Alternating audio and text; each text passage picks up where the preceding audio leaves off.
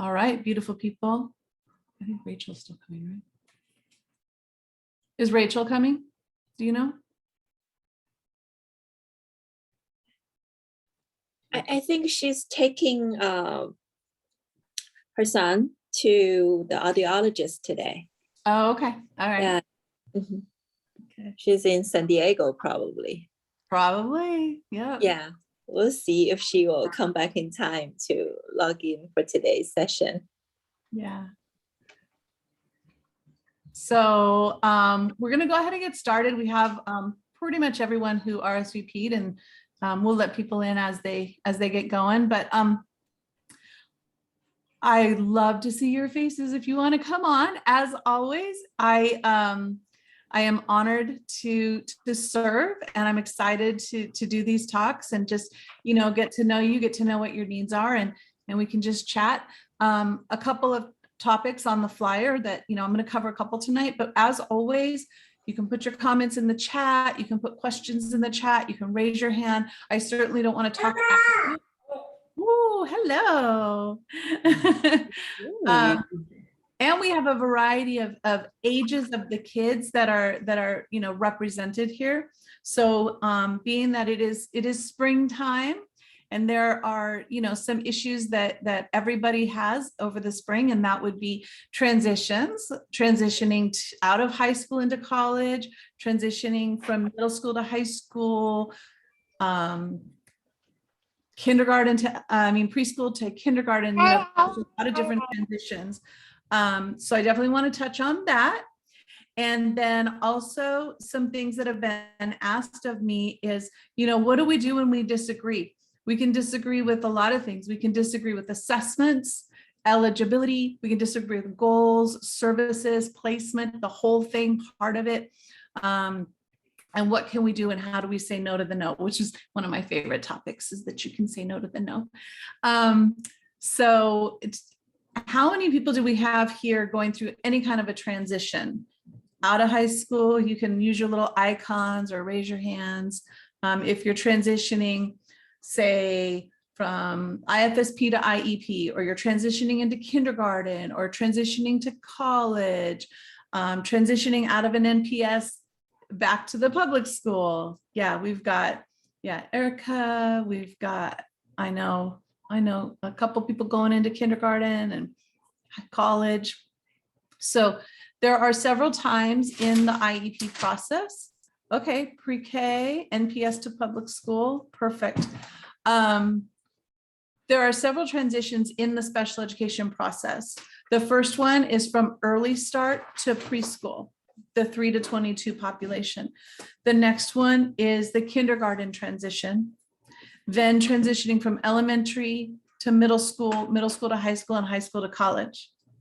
So I'm going to jump ahead for some of you here.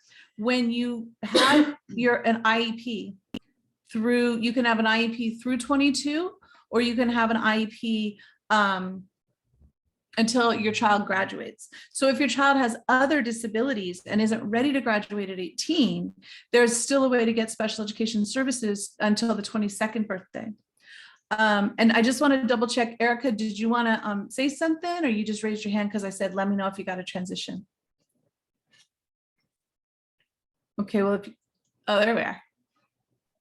Raise my hand about the transition. Sorry about that. Okay. No, don't be sorry. I just don't want to ignore anyone. Thank you.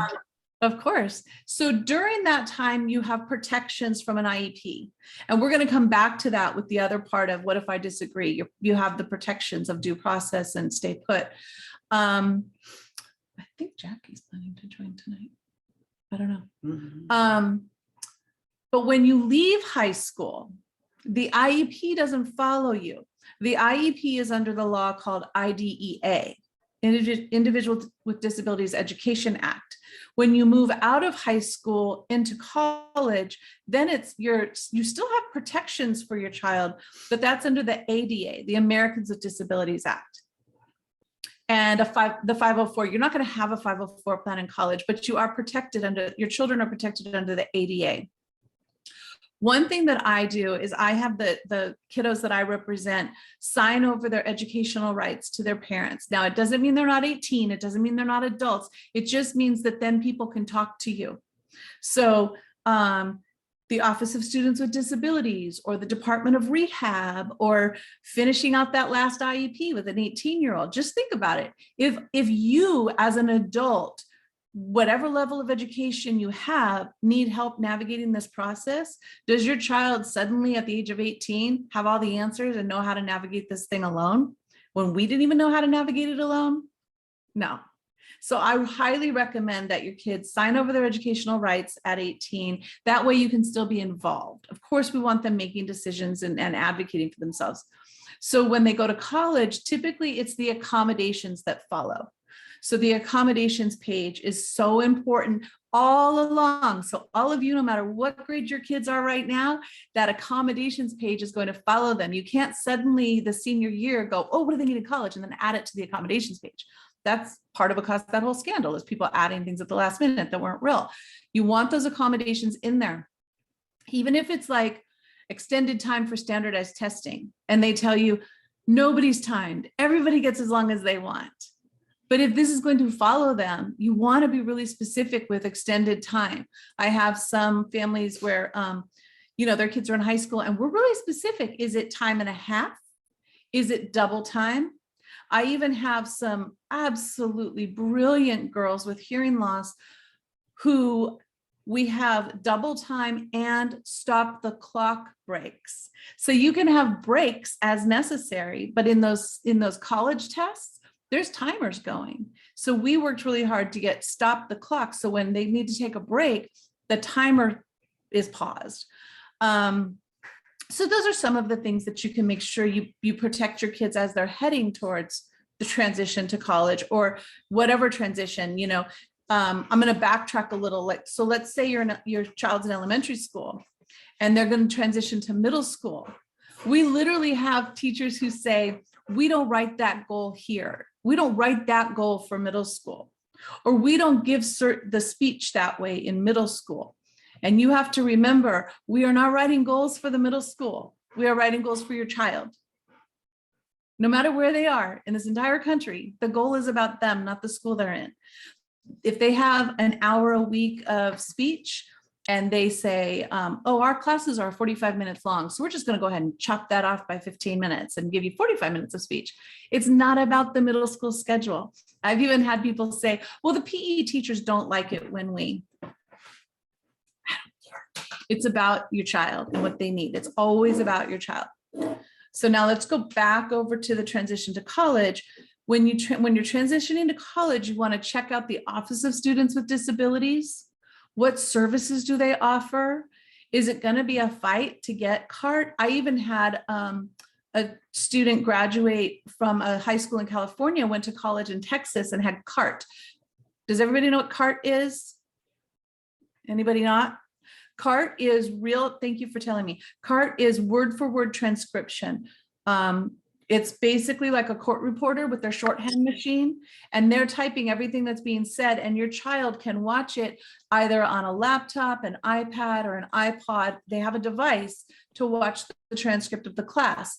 That way they can look, listen, and process, and not look down and take notes. If your children, which I think everyone on here has children with hearing loss, they need to look, listen, and process and not look down and take notes. Now, I just corrected myself. I know we have people that are not in that situation, so I apologize.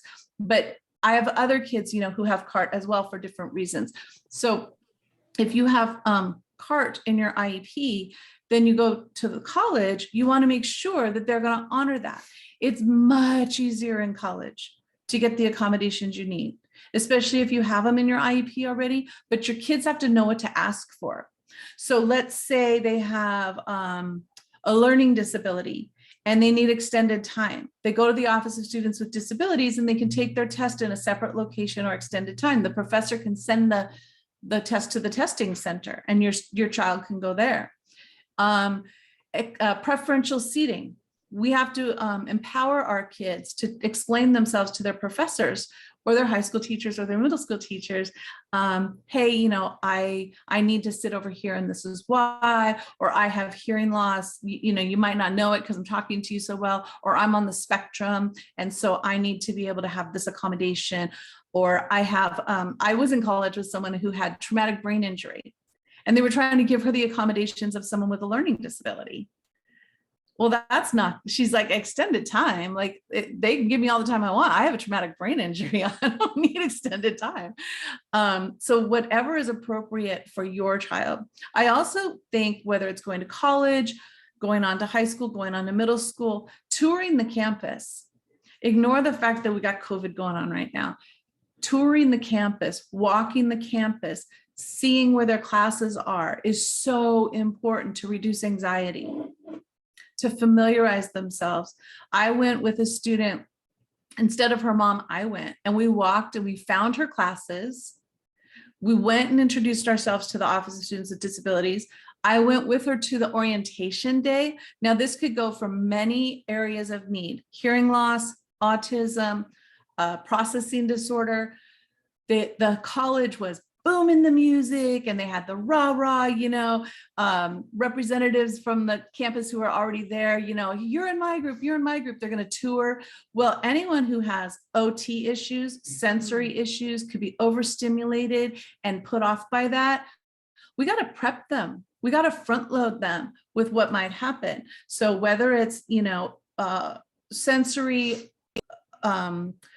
it's mobility issues, it's access. We always want to make sure that we look at what's the plan and how are they going to know what's happening. Because they could spend an entire day in an orientation and follow everyone around and have no clue what they're supposed to do on the first day of school, right? So we want to be really careful of that.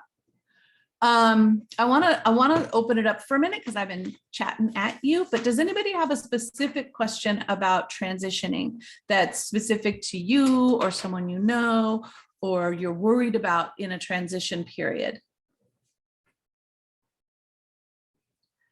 Okay, yes.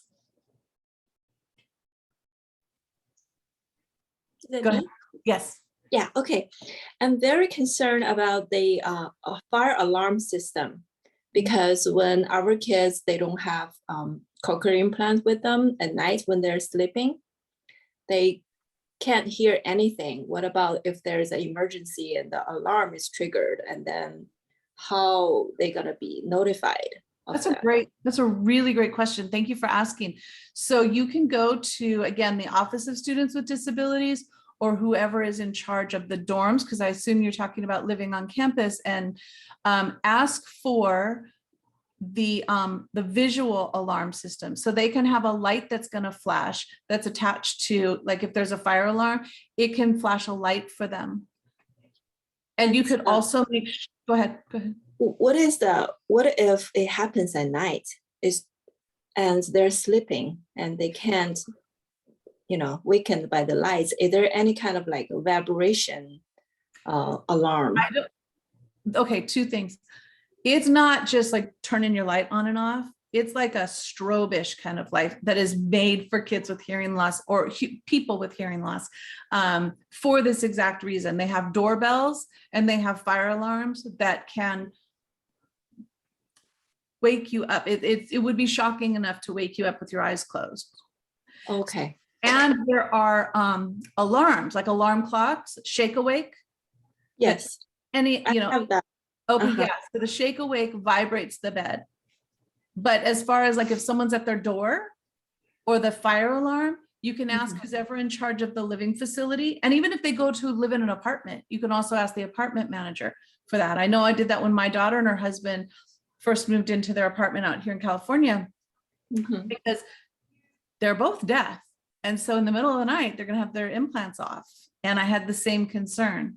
So you can talk to the management or the Office of Students with Disability or who's ever in charge of, and that is protected under the ADA, the Americans with Disabilities Act, equal access. They have to be, providing whatever, just like a wheelchair ramp. They can't tell someone who goes to college who's in a wheelchair, get out of your chair and walk up the stairs, or just sit outside the classroom and listen because we don't have the door that's wide enough for your chair to get in. No, they have to make accommodations. The bars in the bathrooms, the wheelchair ramps, all of those types of accommodations have to be made for whatever your kids need. Mhm. Did that answer your question? Yes, thank Okay, you. of course. Does anyone else have a question about any level of transition?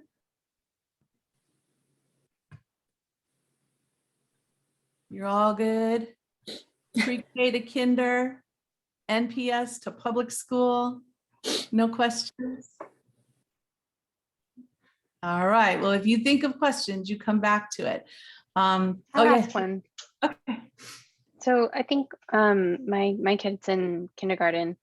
I think ultimately I'd like to mainstream, send them to like the public school. Like what indicators and signs are we looking for to tell when he or she is ready? That is a fantastic question. So I am a big fan of placement in the gen ed, no matter the eligibility or disability. Let's get into gen ed with typical peers and give them the supports they need in that setting. And I think a few of you on here might be nervous about that, but I feel very strongly as a teacher with a master's in special ed, knowing what happens in the special day class versus the general ed class. The whole purpose of special day classes when they started was to close the gap and get our kids grade level and put them back in gen ed, the least restrictive environment. But what actually happens is the gap widens because you've got Monday, we are my hands level, Monday, Tuesday, Wednesday, Thursday, then gen ed keeps learning. Monday, Tuesday, Wednesday, Thursday, gen ed keeps learning, while the special day class is having a reward on Friday because they were behaved well, or they have a movie day, or, you know, you're already trying to close the gap, and then they're having less academics. So I do worry about the gap widening. So if any of your kids are in a special day class or a non-public school, think about this. So to answer your question, I think it comes to, first of all, self-advocacy. We still have to teach it no matter what, whether they're ready or not. We can't wait till they're ready. But, and I think, you know, Chan can probably follow me up and give a little, because she may have been nervous when I pushed her out of the nest into this, but it's the language and communication, it's self-advocacy, and then it's the receiving team. Are they willing to understand what your kids need? Are they willing to understand, say, sensory accommodations, or not calling something behavior if it comes from their disability, or not calling something a choice if it comes from their disability or their lack of say, hearing, or if they have a processing disorder, auditory processing disorder, and they didn't understand, or they have autism and it's not behavior, it's coming from wherever they are and it's invisible, you know, it's in their brains, it's in their bodies. Sensory stuff if a kid just needs to stand up every now and then, it can look like a behavior choice, but it's not. It's just, he just needs to stand up. And so if your receiving team is willing to listen and learn about your child's unique needs, because this is an individualized education plan, and they are close to grade level, because they don't have to be at grade level to be in gen ed. They can be in general education with some resource support from the resource teacher. They can have some speech and language, they can have push in or pull out. They do not have to be ready to be totally independent, but I would like them to have the ability to say, I didn't hear you, or can I take a break, or whatever's in their own IEP accommodations. And then you have to have that willingness. But I'm a big fan. I like to mainstream kids in preschool, because in a special day class, they don't have language models. In a lot of special day classes, they don't have appropriate language or behavior models. So I'm a fan of kind of, you know, dumping them in the deep end, because they get all the age appropriate language around them. Yeah. Even if they're not there yet, they are hearing it. And because if there's just therapy, they're hearing adults. That's And children. if they're in, yes, and if they're in class, they're hearing the of their same age peers, and you start to see the, like, you know, playing in the, well, I'm so old, none of you have a phone on your shoulder, but you know, you see them in the play area with their phone like this, like, you know, imitating mommy, and your kids with special needs can't just have therapy, can't just have adult conversation. They have to, and everything I'm talking about is then facilitated with the supports of your IEP. It's not just dump them in the deep end and don't help them. But yeah, I would look at academics, self-advocacy, and yeah, I think that's it. No matter the disability, close there on academics, close there on self-advocacy, good sense of who they are, and then we add the supports into the IEP. And if anyone disagrees with me on that, let me know. And then that's okay, Michelle. And then Shan, if you want to, I'm not putting you on the seat. If you could tell me, no, I'm not going to talk, but I know that you were really nervous about taking your little one out of special day class into gen ed. Yeah, I was, and we had you, thank God, to help support us and guide us on how to make it so that she had the right supports in place. But my daughter was in a special ed TK kindergarten, and the whole point at the time was because she wasn't she wasn't ready for mainstream. But the more we saw how things were in the special day class, she wasn't really getting what she needed. And we did a little bit of push into a mainstream class for short periods of time to kind of test it out. And she did great. And like Melinda said, luckily we had a school that we were going to put her into for mainstream that was accommodating, and that she had the appropriate services to help, make her successful in a mainstream class. And she's actually doing fantastic. And we definitely made the right choice. But it is hard because you're trying to protect your child. You want your child to do well. It's tricky, but it's well worth trying to get her and get your child into a mainstream class. Thank you. And Net, that's true. You can go placement in a special day class with time out in gen ed for inclusion. Inclusion is not PE luncheon and assemblies. All of you, inclusion is not recess lunch and assemblies, PE. Inclusion is morning calendar time, math, science, whatever their strength is, that's inclusion, academic inclusion with their peers. I also am a fan of them starting in the special day class in the morning, because then I'm not special day, erase that, starting in the gen ed in the morning and in the beginning of the year, because then the other kids see them as a member of the class, and then moving, and getting some academic support or whatever they need in the special day class. But I do like the typical peers to not think they're a guest when they come in, if that makes sense. If it doesn't make sense, tell me that's not making sense. But so Erica, what if you transition to a school that isn't accommodating? Well, first of all, you build a strong IEP. So they walk in with an IEP that has to be implemented. Yes, there are schools that are not accommodating. Yes, there are schools where the teacher is going to be the problem. So I find the best solution is to bond with the administrator, have a really collaborative relationship with the administrator as you're coming in, because you could come in and say, I have an IEP, you have to. Or you can come in with getting buy-in from the top, who's going to tell his teachers, or handpick a teacher who would be more willing to have your child in their class. We don't want to force a teacher who's going to be mean to our kid all year to take them, but you walk in with a strong IEP, they have to implement the IEP. And I hope I finished, because I hope I didn't interrupt myself from what I was saying, but so you can do placement in general education with pull out and push in support for whatever the needs are. You can do placement in a special day class with inclusion into the mainstream and keep increasing those inclusion minutes. Yeah, those are the two ways I would go. But knowing, Anne, where you're starting, we're not going to leave where you are and go to a special day class. You're going to leave where you are and you're going to go neighborhood school, general education with whatever supports are needed.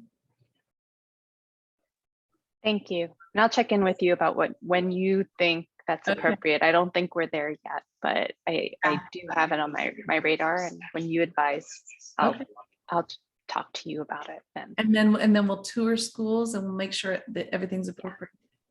Okay, Erica, thank you turned your camera on. Erica, did you want to ask something or? She has something in the chat. Yeah. Sorry, as you know, my daughter's going from from an NPS to public school, and I'm just so nervous because she has just found a place where she feels comfortable with all the teachers, and because she was in an inappropriate place, and I'm just so nervous that I just don't want.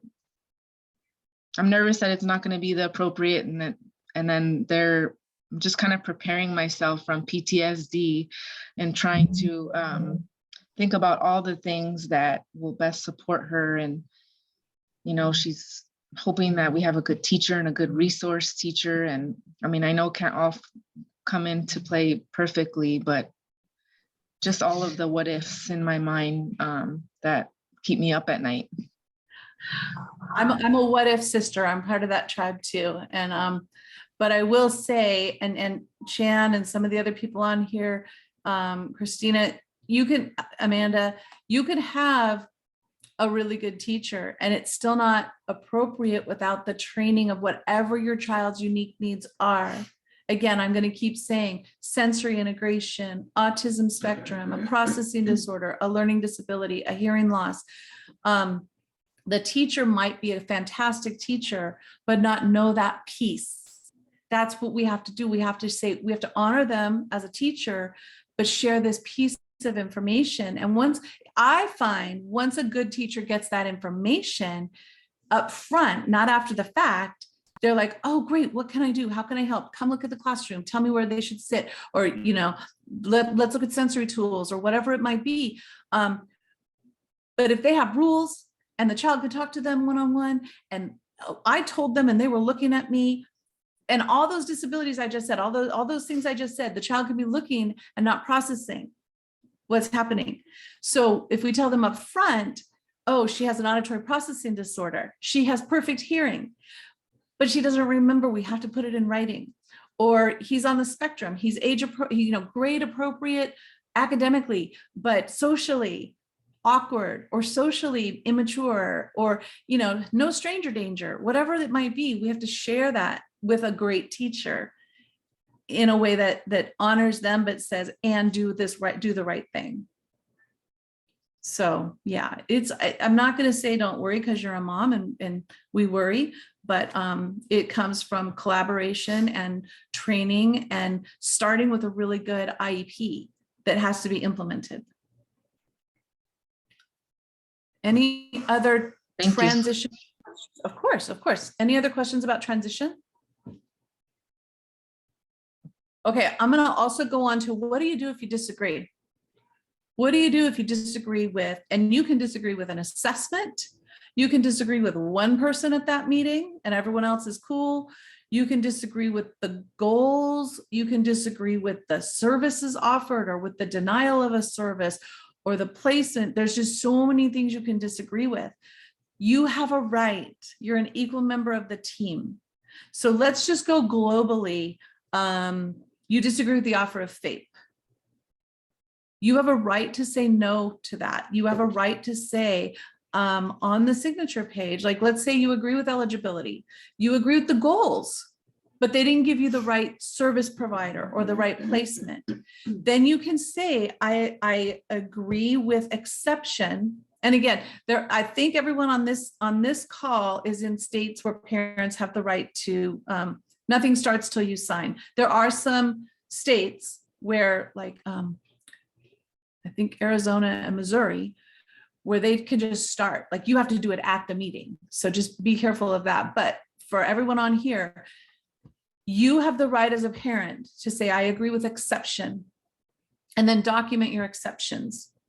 So if they are going to take away a service, they're proposing to take away a service, you disagree with the proposal to decrease or take away a service, and you invoke what's called stay put. Stay put means the last agreed to and implemented IEP stays in place. So if you want them to work on the new goals, consent to the new goals, but disagree with the proposed whatever it is you're disagreeing with. Tell me if we're cool, making sense, or tell me if we're not. Then when you have invoked stay put, they have to continue the last agreed to and implemented services. So I have one family, they've been on stay put with their audiology for 3 years because the district's only option is to continue what was stay put or file due process on you. So if the district is proposing 15 minutes a month or 15 minutes every other month of audiology, and your last agreed to is 60 minutes a month and you invoke stay put, they got to keep coming for 60 minutes a month until it's resolved. Now there's ways to compromise, and we did finally just compromise because the team was like, Melinda, what do you want us to do? And I was like, well, maybe instead of 15 minutes every other month, you offer 30 minutes a month and don't go from 60 a month down to, nothing. So they did. And then I said, it's not my decision, it's the parents, but that's just a thought. Because if you don't come down to 30, the only option is stay put. And let's say you're in general education, like Erica was just talking about, maybe that, she moves to a public school and they go, oh, you know what? She should be over in our special day class. And I had this happen to me with my daughter, as they propose to change. You say no, they have to stay in the general education least restrictive. Now it does go the other way around. If you want to move out and you agreed to a special day class, the last agreed to and implemented offer stays put until it's resolved. So you gotta be really careful because they will tell you, and I say they will tell you because I've been at so many meetings where people from the district say, this is a fluid document. It can always change. We can always come back. Just give it a try. So in your mind, you're like, oh, I'll give it a try. Let's say special day class or a speech service or no speech. And you sign an agreement because the words they said were, we can always come back. Nothing is permanent. It's a fluid document. We can come back to the table. To a common communicator, that means it's still open. In special ed, when you sign on that line that says, I agree, you're not saying, I agree that they told me we can come back and change it if I don't like it. When you sign, I agree, that's stay put. So if you agreed to something you didn't really agree to because you felt pressured, or they said, don't worry, you can come back and change it. The minute you say, I agree, that's stay put. So if you're feeling pressured to sign something or agree with the removal of a service, well, don't. I don't know what else to say. Don't. If you don't agree, you're the parent. So I just can't even say that. If they are proposing something, they're proposing everything except, one service that you want. What you can do is you can consent to implementation only. So again, don't sign on that I agree with this document in whole, okay? You sign on I agree with exception and you say consent to implementation only. This is not a waiver of rights. Then they can go ahead and give you what they're offering. Go ahead, give it a try. You say it's appropriate. I don't agree. Go ahead, give it a try. Then when they give it a try and they don't do a good job, you're like, see that, and it's not stay put because I never agreed to this. I never agreed it was fake. That's the only way to keep that open door to continue that conversation. And then just like gonna jump over to the college because we got a girl on here who's a woman whose daughter's going to be going to college. You've got Department of Rehab. Have you reached out to the Department of Rehab? No? Okay, so we can talk about that a little bit more, but you're going to go into the Department of Rehab and you're going to become a client, and they're going to say like, sign here, sign here, sign here. You want to make sure you look at what you're signing, because your daughter's going to become a client of the Department of Rehab. They're going to help with her education. And all of you someday, your kids are going to become a client of the Department of Rehab or whatever's the equivalent in your state. And hopefully they will help with education. And so understand what you're signing. And you don't really have the ability to sign with exception in that case, but know what you're signing. Okay, so my child is going to stay in touch with you every semester. My child is not going to drop their classes. They have to maintain a GPA and certain credits. And if they do this, then you will pay for their books, or, you know, so just really understand what is being agreed to. Erica, did you? It's just sometimes I have twins, so when people talk to me, like say, that's what I get nervous about, because there's always those conversations that teachers, or I mean just educators, want, like, hey, is that okay if we do this? And I'm like running after one kid, and I'm like, so it needs to be in writing before they can implement. Oh yeah. Is that okay? Well, okay, that's I'm glad you said that, because it opens up a bigger thought process for me. Is it okay if we just, and they're the experts and you're grateful for them, and they're saying that they want to, can we just stop this, or can we just change this individual service to group? Because then you'll have a peer, you know, can we just, we want to try, you know, any of that. Say, you know what, send it to me in writing. I'm happy to process it. Don't say okay in the moment, because you trust them, you love them, they have your child all day. You might not love them, but they have your child all day. So you want to be really, you know, careful of offending, but don't take something that you don't think is right because you don't want to offend somebody. You might have fought really hard to get into this classroom, or really hard to get into this service, but then they want to take something away from you.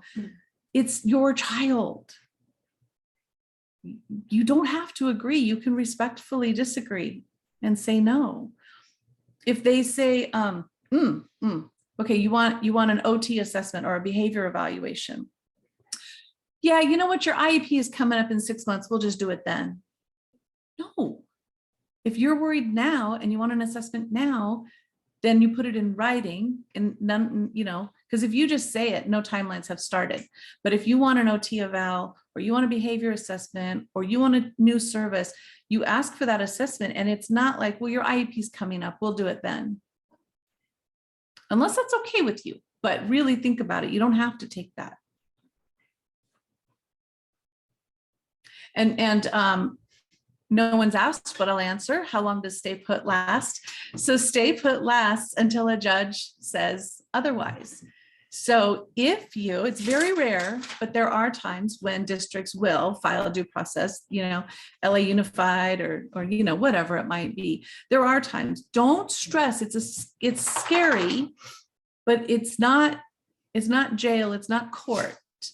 Okay. If you invoke stay put on a one-to-one aid, you've got an aid in the classroom, they want to take it away, they're saying your child doesn't need it anymore, and you invoke stay put, that aid has to stay in place.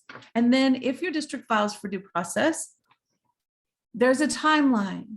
So, you know, you can always at some point let your request go. And then that takes, you know, you withdraw your request, or you agree to remove the aid. But until then, the aid stays in place. If they file due process, you can file a counter. There's mediation. There's a lot of steps in the process to reach a resolution. You don't have to be afraid because it's legal paperwork. But stay put stays in place until a judge determines what the district offered was right. Oh, let's talk about assessments. So if you disagree with an assessment, you have a right, the district has a right to assess first. You have a right to agree or disagree. If you disagree, you can ask for what's called an IEE, an independent educational evaluation.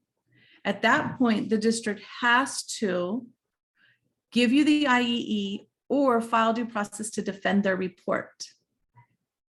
Again, not a scary thing. It is scary to have legal paperwork come, but you can always withdraw your request. You can push it as far as you want, or you can be really strong. They have to have a defendable report. So for instance, you had an OT eval because you were worried about sensory issues, sensory integration, and sensory seeking behaviors. And the OT says, yep, fine motor skills are no problem. I have no goals. I'm denying services. What do? You put your request in writing for an OT assessment, and they did an OT assessment. You said it was for sensory needs, and the OT comes to the meeting and says, their fine motor skills are fine. They didn't assess what you asked for. So you disagree with the assessment. If you asked for, I just recently had a meeting where a family asked for speech and language. The child is very, very, very bright, has a great vocabulary, is also on the spectrum and ADHD, very gifted, but also. The speech and language was to look at pragmatics, to look at social skills, to look at age-appropriate communication. And the assessment was articulation and oral motor, no problems, but great vocabulary, receptive and expressive vocabulary is great. Articulation is perfect, no speech. But you see, they did not assess in the area of suspected need.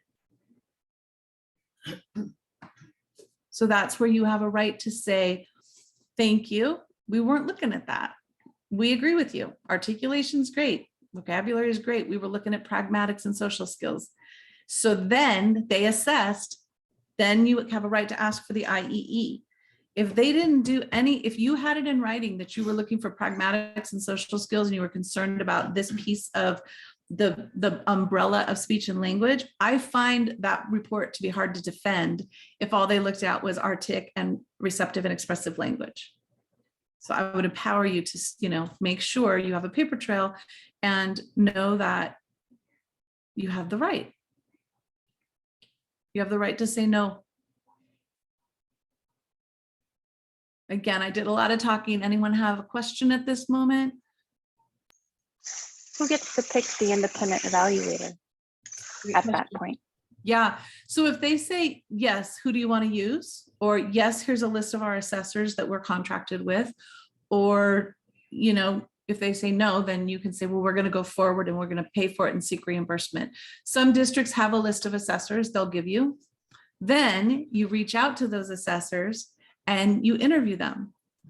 If your child is on the, let's go with what I was talking about, on the spectrum, and they give you a speech and language pathologist who focuses on fluency and stuttering, well, that's not the appropriate assessor.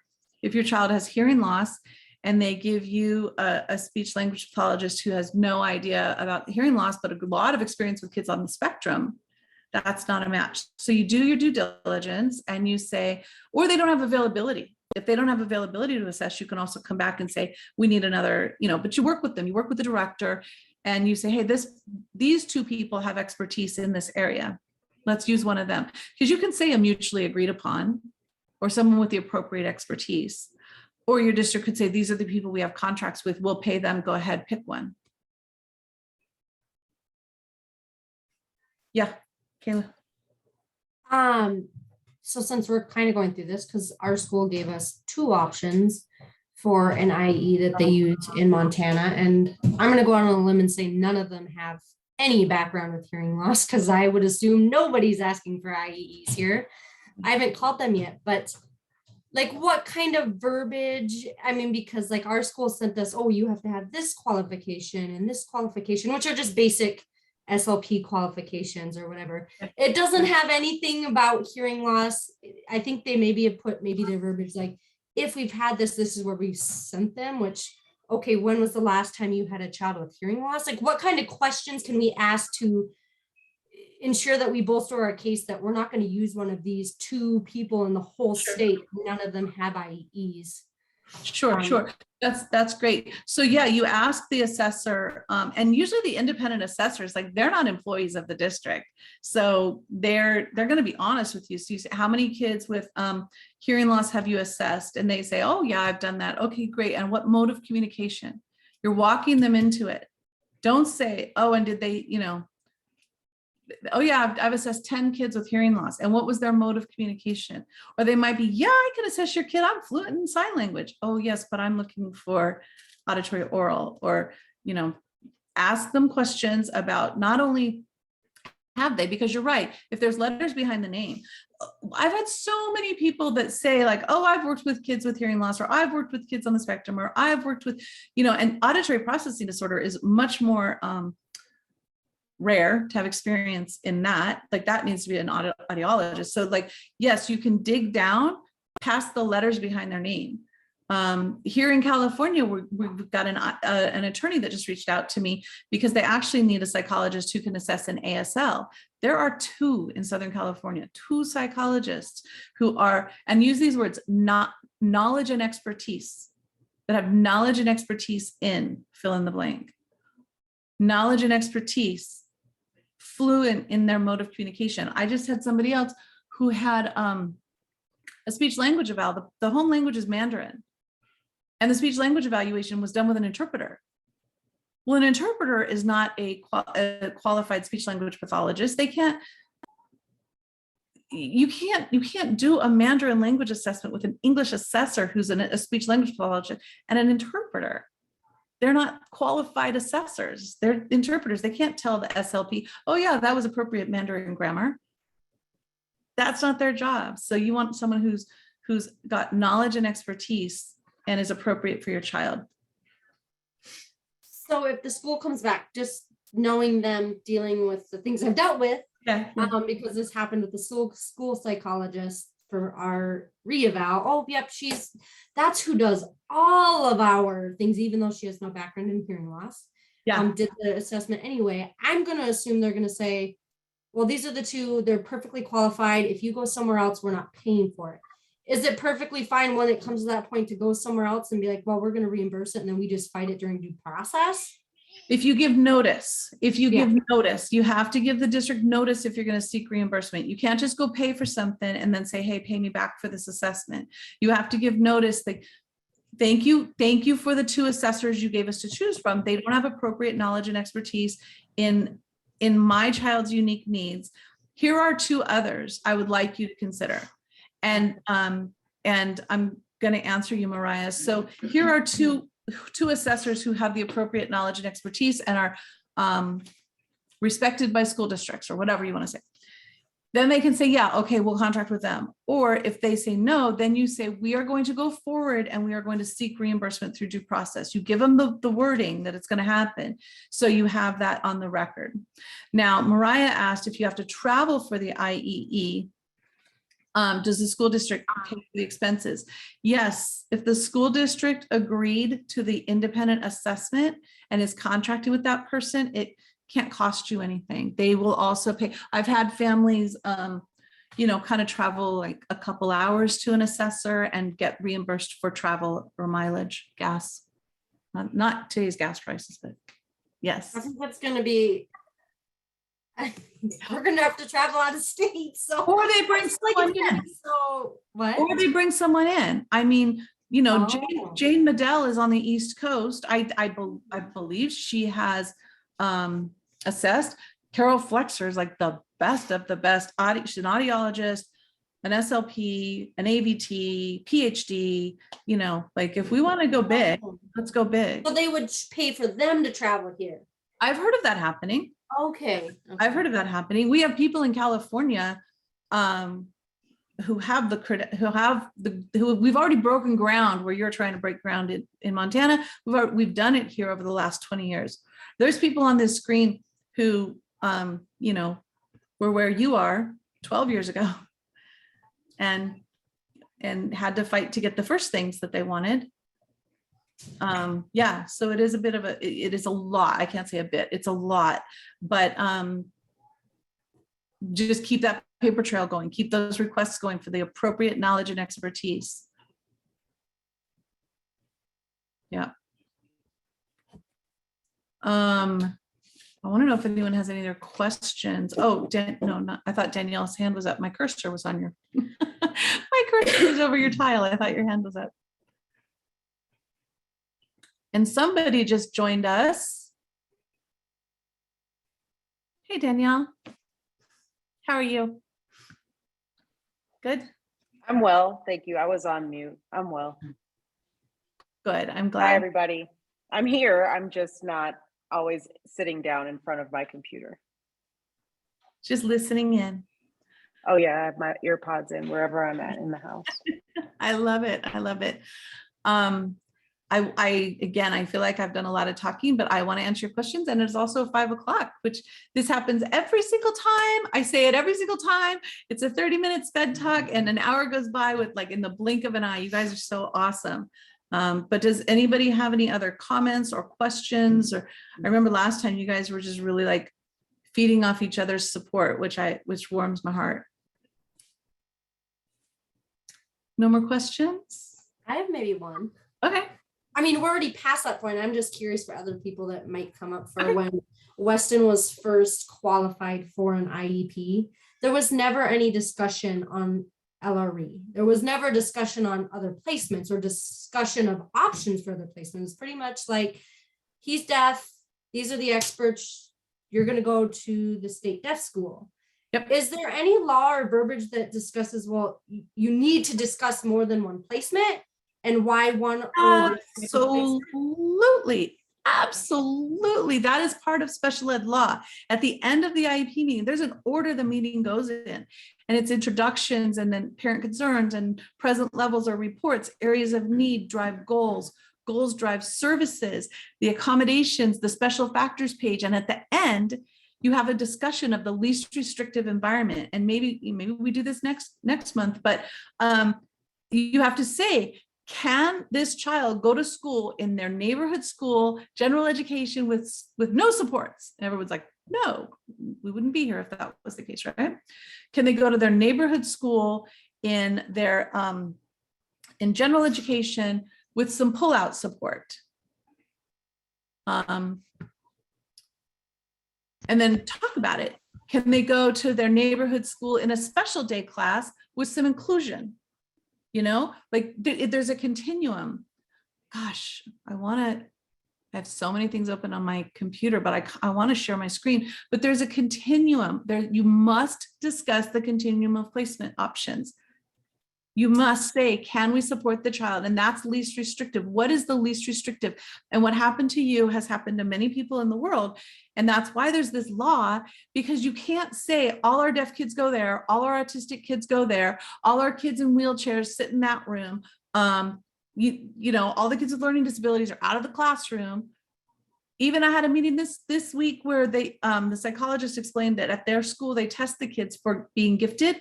Well, this kid entered school late. He's also on the spectrum. He's gifted, but I just like, it was an aha moment that he's in class. He's got no gifted friends because they pull all the gifted kids out. So he's gifted on the spectrum and struggling. Just found out at the meeting that he has no gifted peers. So least restrictive is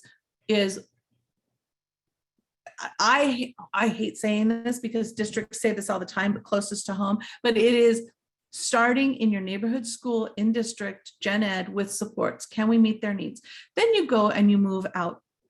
And sometimes a non-public school or a classroom outside is least restrictive because being in this general education classroom, they're going to be lost and spinning and not accessing their education. So sometimes the non-public school is like, everybody on campus has an IEP. I'm not just going off to that room at the back of the campus and a portable. Well, you know what I mean? Like so sometimes that non-public school, the districts will say we can't place there because we have to start with the least restrictive. But we are able to say, on the gen ed campus, you're asking them to go down the hall and around the corner and be away from everybody. But on the non-public, everybody has an IEP, equals the playing field kind of thing. So yes, they have to talk about LRE. And I'm just going to say in your meeting, because I was there, your school for the deaf wasn't going to talk about it, but your director of special ed did say at the transition to kindergarten meeting, we will absolutely discuss LRE. She heard what we were saying. You went, boom, school for the deaf, without any discussion of mode of communication or least restrictive. Yeah, because they've always done that. So, I mean, even at the last, they've never, you know, from the very beginning, that's why we ended up there, because I didn't even know there was an option until all of this other stuff. So, right. Anyway, and then when you were talking about signing and how you're like stuck, well, if they never give you any options and you're just starting, and there's no verbiage that they discussed LRE even in the IEP paperwork, I guess that looks bad on them too. Yeah, like I mean, a good attorney can say like, no. Like you never discussed LRE options anyway, so. Yep, exactly. And that's where your attorney is going to go back because the district's gonna be like, well, she signed an agreement, and your attorney's going to be like, your responsibility. to Well, discuss. I've been saying that from the beginning about wanting him to be with other peers too, but they've never talked about LRE despite that. So very interesting. Oh my goodness. Anyway, Set in their ways. Anyone else have questions or comments? I know a couple people have jumped off, so I don't want to hold people up on this Friday evening. But- Okay, so would it be helpful? Next month is April. We can talk about spring and, you know, what happens if meetings don't finish. We can talk about the continuum of placement options. We can talk about, you know, parenting kids with special needs and, you know, and kind of do something about like, because I still think no matter what age our kids are, parenting is a big one. And look, my kid still needed me to meet with her counselor in college when she was 30. So, because sometimes they just need us. So, yeah, you guys feel free to like give feedback.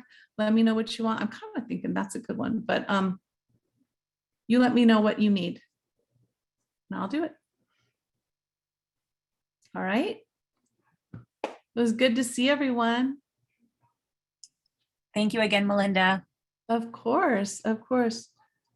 Happens. Kayla, if you're a big transition and needing due process and heading towards some, okay. Yep. Yes. Bye, everybody. Thank you. Thanks so Bye. much. Can you grab Kayla's comment for next time? Yeah. Thank you guys for being here with me.